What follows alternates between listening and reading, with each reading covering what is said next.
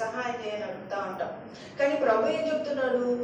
Dominion కలిగి ఉండు, ఆధిపత్యాన్ని కలిగి ఉండు. ప్రభు ఇది జరిగిపోను గాక, ఎందుకంటే నేను ఈ లోకంలో ఉన్నాను కాబట్టి ఈ అవసరత తీర్చబడటానికి కావాల్సిన కృప మీరు నాకు అందించుదురు గాక అన్న రీతిగా మనం మాట్లాడాలి అని అంటున్నాడు. ఈరోజు నేను ఒక కుక్కను లేకపోతే ఒక పిల్లినో లేకపోతే ఒక చిలుకనో పెంచుకున్నాను అనుకుందామండి. అవి నా మాట వింటాయా వినవా? మీ మాట వింటాయా? నా మాట వింటాయా? నా మాటే వింటాయి కదా. పరులని చూస్తే ఏమంటాయి? బాగు బాగు అంటే, అవునా? కానీ అవి నా మాట అయితే అని అన్నానంటే వెంటనే నాకు లోపడుతుంది. లేదా నాతో ఉన్న అనుబంధాన్ని మీరు కలిగి ఉండి దాంతో మీరు అలవాటు అయితే మీ మాట కూడా ఉంటాయి.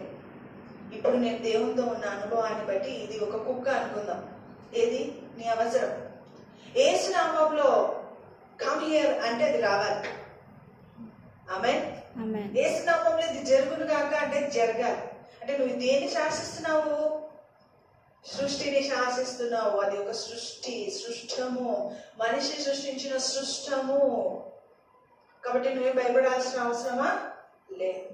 నువ్వు అద్భుతంగా దేవుడు కార్యాలు జరిగిస్తాడనే ఒక నమ్మకంతో కలిగి ఎంత రెస్ట్ లోకి వెళ్ళిపోతే అంత మంచిది. అందుకే ఆదివారం ఆరాధన మిస్ కాకూడదు. సంఘంలో మనం ఉండడానికి అసలు మిస్ కాకూడదు. ఎందుకు మిస్ కాకూడదు అంటే ఆ పీస్ లోకి మనం వెళ్ళిపోతాం, ఆ సమాధానంలోకి వెళ్ళిపోతాం, ఆయన స్వరాన్ని వినగలిగేటట్టుగా మనం వెళ్ళిపోతాం. సేవకుల ద్వారా మనం వింటున్నాము, వాక్యం చెప్తున్నప్పుడు వాక్యము ద్వారా మనం వింటాం. ఎవరైనా వాక్యం సరిగ్గా చెప్పకపోతే వాళ్ళు సరిగ్గా చెప్తలేరు నాయన అని వెంటనే నేను మాట్లాడుతున్నప్పుడు నేను కూర్చున్న దగ్గర నా చెవులో ప్రభువు ఎంతో అద్భుతమైన అర్థరహితమైన వాక్యాన్ని చెప్పేవాడు.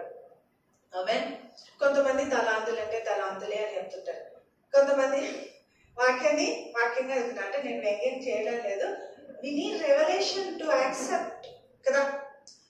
నేను మీకు బియ్యము చికెన్ ఇస్తే కొంతమంది ఏం చేస్తారండి? కలర్ రైస్ కూర వండుకోవచ్చు కదా. అట్లా కాకుండా ఒక వైట్ రైస్ ఏదైనా కూర చేసుకోవచ్చు. అట్లా కాకుండా నేను ఇచ్చిన పదార్థాలని ఉపయోగించి బిర్యానీ చేస్తే ఏ దానికి ఫస్ట్ ప్లేస్ ఇచ్చినట్ట? ఏది బాగుంటది? అవునా? అలా మనకిచ్చిన వాక్యాన్ని ఆస్వాదించడానికి కావాల్సినట్టుగా దేవుణ్ణి అడగాలి జ్ఞానము. అప్పుడు ఆయన మనతో మాట్లాడుతున్నప్పుడు మనం క్రోగిన మెదుడు కోడెదుడు మెదుడు తిన్నట్టుగా ఉంటది అని దావీదు మహారాజు అన్నట్టుగా మనం ఆస్వాదించగలుగుతాం. హల్లెలూయా, హల్లెలూయా. అటు కృప మనందరికీ అనుగ్రహించును గాక. ఈ రోజు మనం ఈ వాక్యాన్ని ధ్యానిస్తున్నప్పుడు ఆయనకి ఇష్టంగా ఉండాలి అంట. కీర్తనలు 16:3. ఎవరి ఇష్టలు ఆయనకి?